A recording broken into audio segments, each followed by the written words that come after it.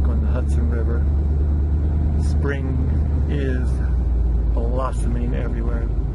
The air is clear. You can feel the rejuvenation of the spirit, the oxygen, the quality of the light. It's just bubbling. And it's a good day to come out.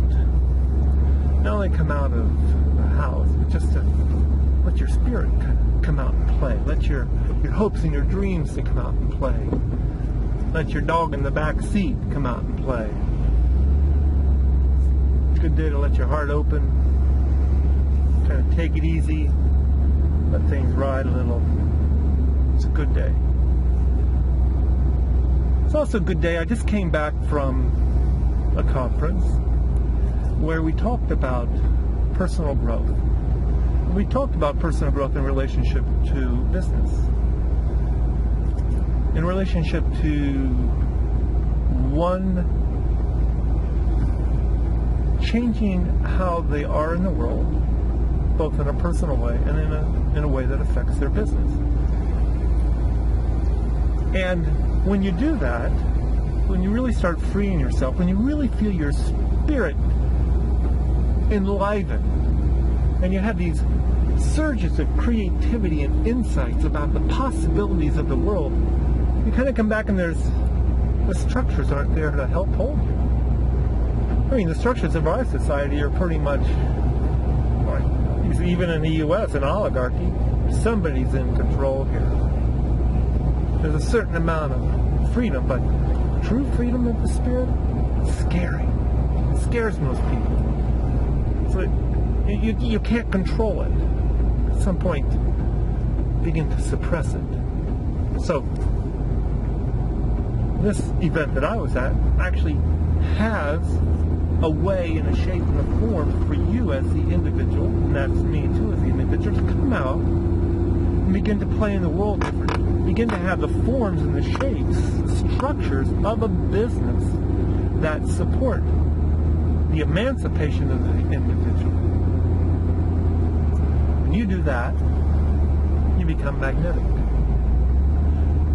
Right? Laws of energy, laws of the universe, laws of attraction. When you are alive, when you're living fully, expressing yourself fully, there's an energy to you that's attractive.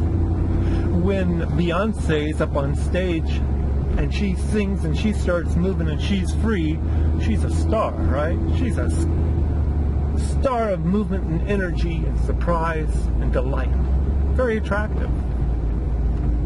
That's why we like our stars. They're very attractive. They help us see the world differently, and we feel differently, and we get all excited. Well, we get excited with them, but we get excited about ourselves. We get excited about the people who are around. There's just a certain excitement of that much energy moving around. Well, that's there for you every day, and that's there for me every day to have, but we have our places, right? We have those, we wake up in the morning and we slept on the wrong side of the bed, and man, something's like, bringing us down. Tough day. Where's the energy? Well, it ain't moving. So I decided while I was there to change the way I'm going to have my energy.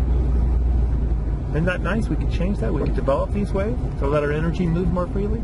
Now, I've done this for a long time. I'm actually an energy healer and a meditator, and I was a dancer, and and a football player, and I have all these experiences and stuff while I'm both dancing and moving of seeing time and space slow down, or of seeing perceptions and the colors get brighter, and all sorts of what some people might call kind of like psychic phenomena, but basically they're just they're just heightened awareness, right? You get and in yoga you get your system of chakras all going and flowing, and you have a heightened awareness. Or in energy healing and healing, I put my hands on people and I begin to go into other states of awareness and perception. I begin to see things and feel things that nobody else is seeing or feeling. I begin to go into places inside of people's psychics that might be this time, this lifetime, another lifetime, or whatever configuration is. But what it is, it's a configuration of energy that's kind of like holding on, that hasn't been fully digested. That energy was moving in, it got held on to and blocked.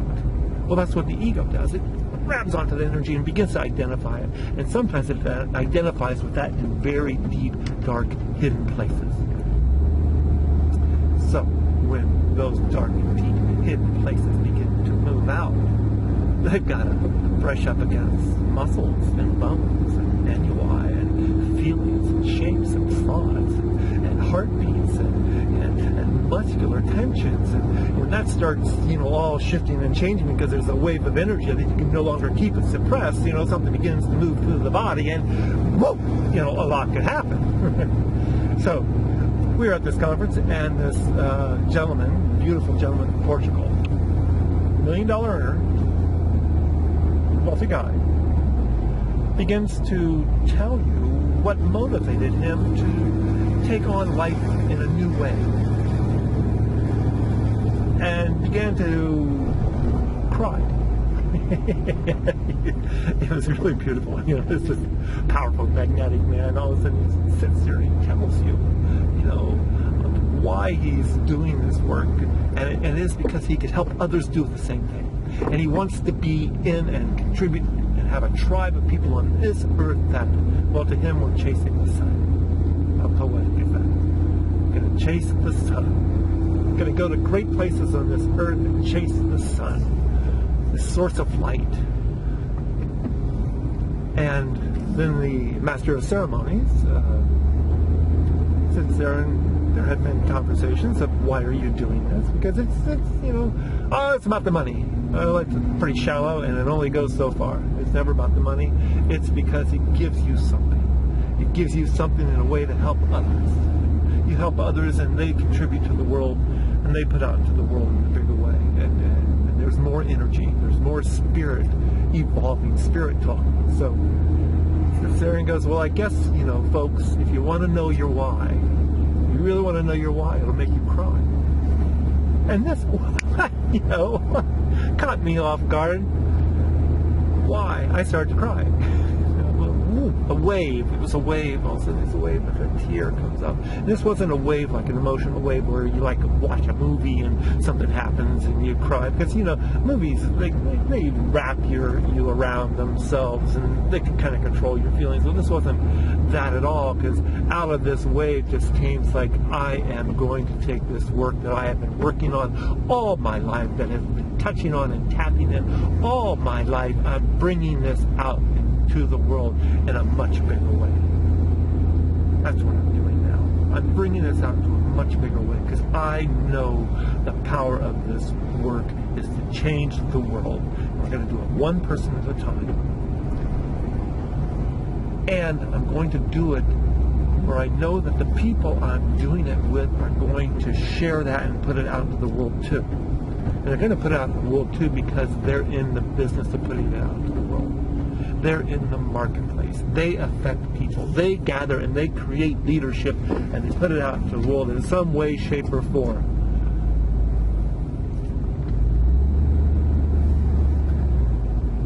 There's the other guy who came along. It was another great moment. People were going up to him all the time and saying, in his business adventure, he says, not all the time. One time at this event. And some guy got mad at him. He was like, hey, what's the newest thing? What do I need to do next to be better in my business? And some guy looked at him and says, you know what, man? I'm not going to say his name. You know what? You make me sick. It's hard to be around you. You know why? Because you demand to play it small. Bam! What do you mean, play it small? Bam! The whole weekend. What does he mean by playing it small? Playing it small. And then this woman that he knew from, not a girlfriend, but a woman that he knew who was, I guess he was helping at the event, be there, comes up and starts walking away from him all the time. He gets in conversations. She walks away from him. He says, hey, where are you going? Why aren't you here? And she says, because you make me sick. Every time you get into that, all you do is you start talking about how much you know. Bam! Sometimes you got to get slapped silly to try to get it. Somebody, the world starts banging on your head. And he realized he went out and he had his revelation, playing it small, not sharing who he was, not opening his heart to the world.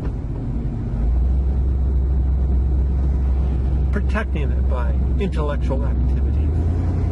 How much he knew, or how much he didn't know, or how much he wanted to know, or trying to figure out all these things that the ego personality likes to wrap itself around so that it doesn't have to really just be there, be immediate, be loving, be magnetic, be a force of attraction of energies, bring in spirit out into the world without having to try to control it all the time.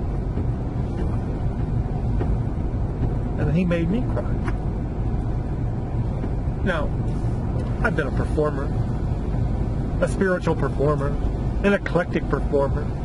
But you know what? That's safe. I'm on stage. It's my environment. I can control it. I set up the choreography. I set up the environment so it's safe. Well, the world's not quite as safe as that. But is that going to stop you from coming out and telling the world that you're here? No more, baby. That's not my mission anymore, baby. That's not my mission, my friends. This is going to be interesting. This is a new journey for me. This is my new wave.